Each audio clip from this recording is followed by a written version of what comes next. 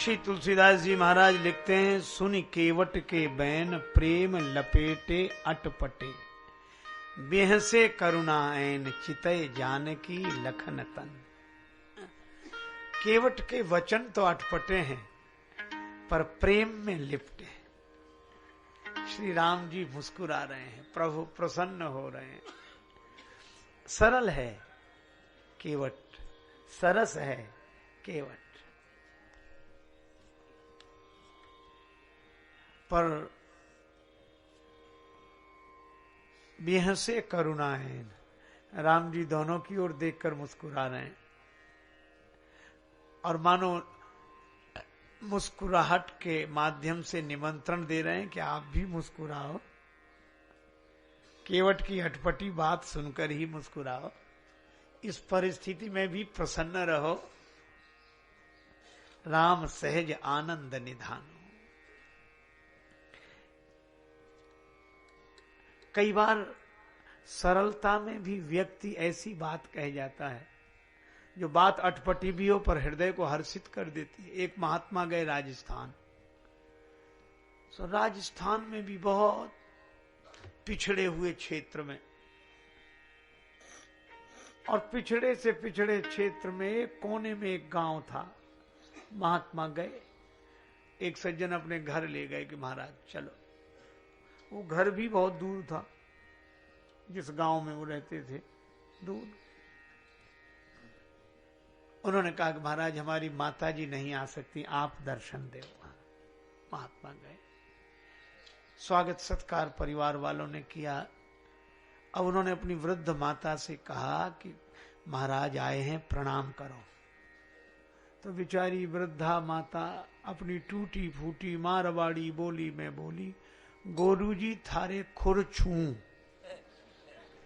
अब एक तो गुरुजी को गोरूजी कह रही थी और चरणों को खुर। महात्मा जी ने कहा कि ये व्यक्तिगत अपमान की बात तो नहीं है, लेकिन इसको समझाना चाहिए। मान लो और कोई संत आए तो ऐसे ही बोलेगी, चरणों को खुर बताएगी। अब महात्मा जी डांट तो सकते नहीं थे, अपनी मधुर शैली में बोले, कहने लगे माता जी ऐसे बोलती हो महात्माओं से, नरक जाओगी नरक। उस बेचारी ने नरक का नाम ही नहीं सुना था। उसने सोचा कि महात्मा आशीर्वाद दे रहे हैं, कोई अच्छी जगह होगी। तो हाथ जोड़ के बोली, महाराज हमारा कहाँ भाग्य जो नरक जाए, हमारा कहाँ भाग्य जो नरक जाए। नरक तो आप जैसे महापुरुषों को मिले है प्रभु, हमें कहाँ। महात्मा इतने प्रसन्न हुए। अच्छा बात तो बेतुकी थी, लेकिन उसने व्यंग में नहीं कही थी, सरलता से। तो उसकी सरलता पर देखो, सरलता पर दो ही रीझते हैं, बनावट पर दुनिया रीझती है, पर सरलता पर या तो महात्मा रीझते हैं या परमात्मा रीझते हैं। केवट की सरलता पर रीझ गए। देह से करुणाएन चितय जान की लखन तन। पर केवट के मांग की चौपाई वही है, जो प्रभु पार अवसिगा चाहू, मोहि पद पदुम पखारन कहू। मुझे चरण धो लेने की आज्ञा दो।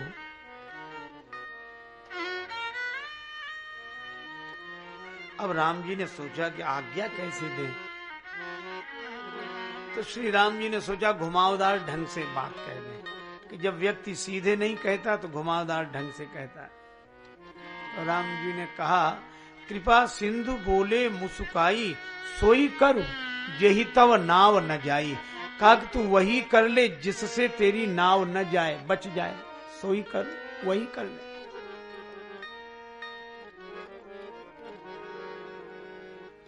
सोई करू, सोई करू जेहि तव नाव,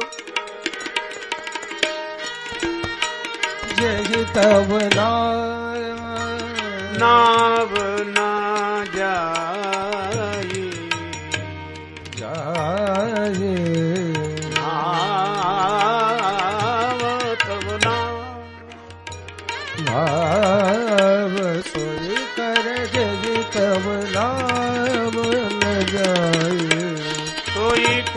जेहि तब नाम तब बन जाए कोई कर तेजी तब नाम न जाए कोई कर तेजी तब नाम सोई करू जय तब नाम जय तब नाम जय तब नाम जय तब नाम न जाए जय तब नाव नाव नाव तब नाव नाव नाव तब नाव नाव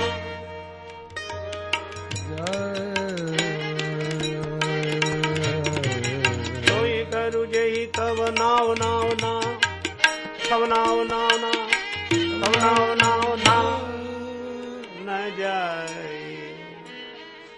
भगवान बोले तू वही कर ले जिससे तेरी नाव न जाए। ये नहीं कहा कि चरण धो ले, जिससे तुम्हारी नाव न जाए वही कर लो। कई बार सीधे बात नहीं कह पाते तो ऐसे ही कह देते। एक आदमी के घर मेहमान आया, दोपहर को भोजन करा दिया, लोभी था, शाम को कराना नहीं चाहता था। तो बेटे से बोला कि शाम के रात्रि के भोजन के लिए हमसे पूछने तब आना जब मेहमान पास में बैठा हो। बेटा गया, पिताजी शाम को साग कौन सा बने, दाल कौन सी बने। तो बोला शाम को फिर भोजन, अभी थोड़ी देर पहले तो मेहमान के साथ भोजन किया था, अब रात को फिर भोजन करें, हम कोई राक्षस हैं? हमारी तो इच्छा नहीं, मेहमान से पूछ लो, और मेहमान करे तो राक्षस है। बेचारे मेहमान ने भी कहते नहीं नहीं कोई इच्छा नहीं। एक महात्मा गए किसी के यहाँ निमंत्रण में भिक्षा करने, वृद्धा माता थी, तो उसने भोजन की थाली परोस दी। महाराज मेरे बड़े भाग्य, संत पधारे, प्रसाद पाओ, भगवान का जो कुछ रूखा सूखा है। पंखा लेकर हवा करने बैठ गई, हाथ जोड़े। अब गांव की घटना, बुढ़िया अकेली थी, सब परस दिया, पापड़ परोसना भूल गई, पीछे रखे थे थाली में, और बुढ़िया उधर देखे नहीं और महात्मा जी उधर ही देखें। अच्छा, मन की आदत होती है, करोड़ों की चीज मिल जाए तो 2 कौड़ी की लगती है, 2 कौड़ी की न मिले तो करोड़ों की लगती है। अब पूरी थाली पर ध्यान न जाए, पापड़ की तरफ ध्यान जाए। अब ऐसे मांगने में संकोच लगे, सो बोले माता जी भगवान की बड़ी कृपा, जो दर्शन हो गया, नहीं तो नहीं किया महाराज। रास्ते में बड़ा लंबा सांप मिला, बहुत लंबा था। कितना? बोले यहां से वो पापड़ की थाली रखी, इतना लंबा। अरे महाराज वो तो मैं पापड़ परोसना भूल ही गई। महात्मा बोले नहीं, हम तो बता रहे थे कि पापड़ की थाली नहीं, हम तो बता रहे सांप कितना लंबा था। तो राम जी ने भी कहा सोई करू, सोई करू जेहि तब नाव न जाहि, सोई करू जेहि तब नाव तब नाव। वही कर जिससे तेरी नाव न जाए, बच जाए। पर केवट बोला सोई करू नहीं, साफ साफ कहो, साफ साफ कहो, साफ। हाँ, भगवान को कहना पड़ा, प्रबल प्रेम के पाले पढ़कर, प्रबल प्रेम के पाले पढ़कर, प्रभु का नियम बदल के देखा, प्रभु का नियम बदलते देखा। अपना मान टले टल जाए, अपना मान टले टल जाए, भक्त का मान न टलते देखा, भक्त का मान न चलते देखा। प्रबल प्रेम के पाले पढ़कर, प्रभु का नियम बदलते देखा। प्रबल प्रेम के पाले पढ़कर, प्रभु का नियम बदलते देखा, प्रभु का नियम बदलते देखा। भगवान भी प्रेम पराधीन है। बोले बेगियानी जल पाए पखारू, होत विलंब उतारो पार। होत विलंब उतारो पारो। आज्ञा मिल गई, केवट राम रजा यस पावा, पानी कठवता भरी ले आवा। अति आनंद उमगी अनुरागा, चरण सरोज पखारन लागा। आनंदित होता हुआ कठौते में जल भर लाया। अब उस दृश्य को देखें, कठौते में भरा जल, कठौता रख दिया एक ओर, सामने नीलांबुज श्यामल कोमलांगम श्री रघुनंदन राम खड़े हैं। केवट ने बाई हथेली आगे बढ़ाई, राम जी का दायां चरण कमल अपनी हथेली पे रखा, दाएं हाथ से कठौता उठाया, जल छोड़ दिया, लगा चरण धोने। उसको लगा ये वही चरण है जिन चरणन पे निकसी सुर सरी, सुर सरी। गंगा जी का जन्म इन्हीं चरणों से हुआ, मन भाव से भर गया। लक्ष्मण जी ने देखा, केवट भाव के कारण चरण धो रहे हो। केवट बोला, नहीं छोटी सरकार, हम तो नाव के कारण चरण धो रहे हैं, भाव को छिपाए हुए हैं। लेकिन भूल ही गया तो भगवान एक पांव से खड़े हैं। भाव ही सर्वस्व है, भाव ही आधार है, और भाव से भजले इन्हें तो भाव से बेड़ा पार है।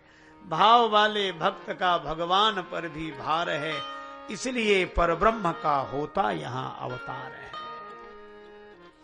राम जी ने कहा चरण धुल गया। केवट बोला, हाँ महाराज धुला तो, लेकिन तब तक प्रभु ने चरण नीचे रख दिया। केवट बोला, गड़बड़ी हो गई सरकार, चरण तो धुल गया था, मेरी फटी दुपटी से पोंछ तो लेने देते, गीला रह गया, आपने धरती में रख दिया, धूल लग गई, दोबारा धोना पड़ेगा। लक्ष्मण जी बोले, प्रभु हो चुके पार,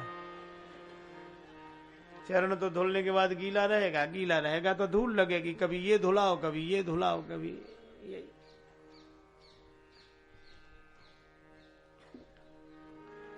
राम जी ने कहा, केवट हम एक पांव से खड़े हैं।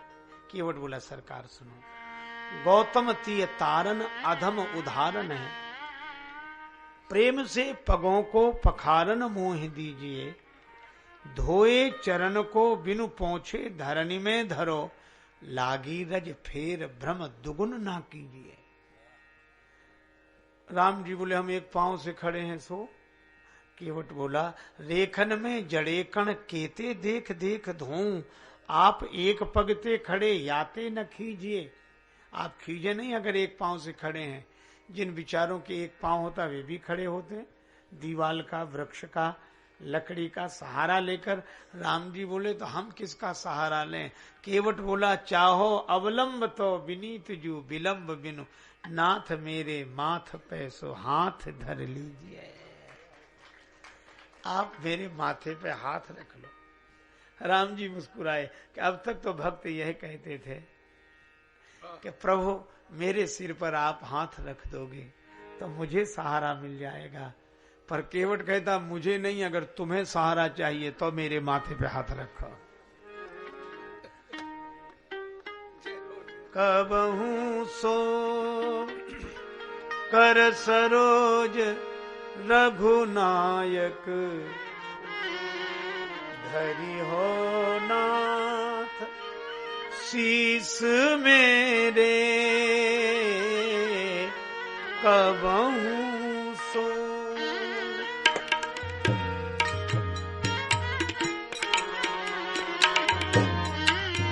हो नाथ शीस मेरे,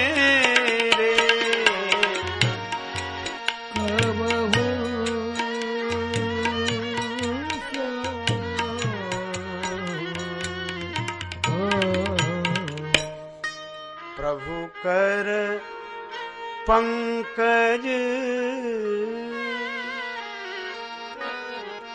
भगवान का कर कमल केवट के माथे पर है।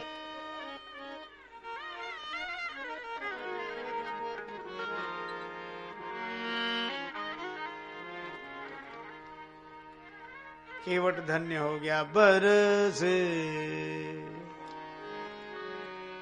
पुष्प बरसाने लगे देवता, बरसे सुमन सुर सकल सिहाही, बरसे सुमन सुर सकल सिहाही, बरसे सुमन सुर सकल। यही समय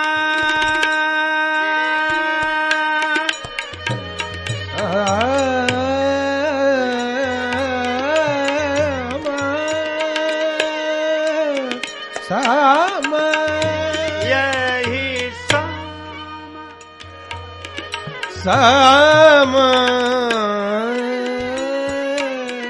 सम यही यही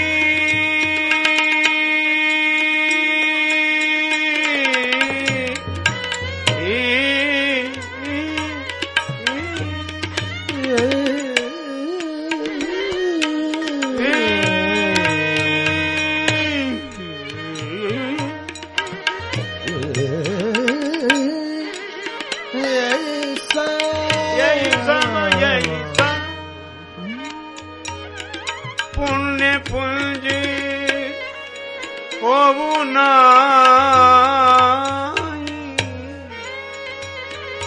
पुण्य पुंज को यही सम पुण्य पुंज को।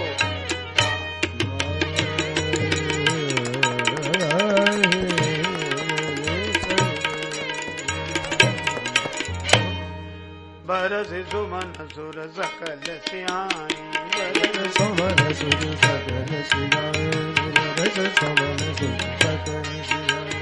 यही सम पुण्य पुंज को नाये, बरस सुमन सुर सकल सुमन सुर सकल सुमन सुर सकल।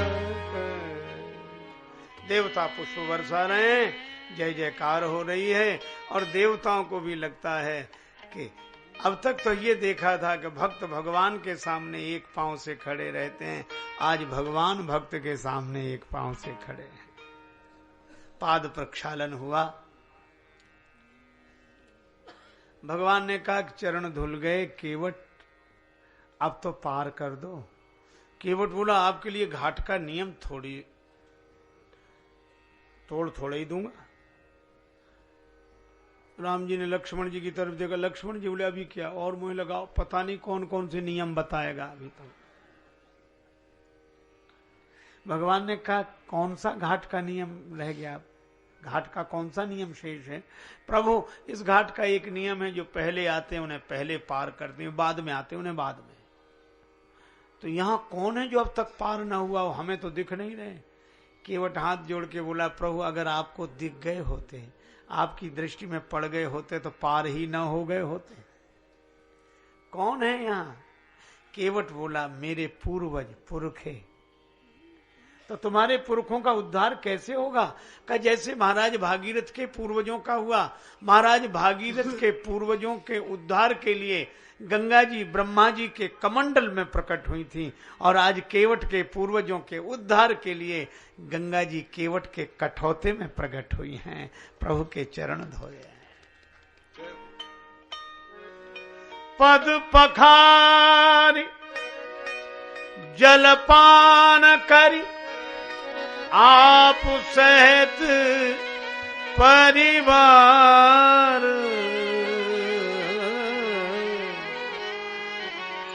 पितर पार करी प्रभु ही पुनि मुदित गए ले पार।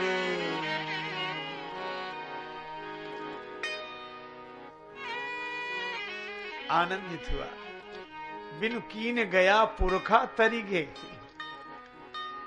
अब प्रभु को नाव में बिठाया, मेरी नैया में सीताराम, गंगा मैया धीरे बहो, मेरी नैया में सीताराम, गंगा मैया धीरे बहो, मेरी नैया में सीताराम, गंगा मैया धीरे बहो, धीरे बहो, धीरे धीरे बहो,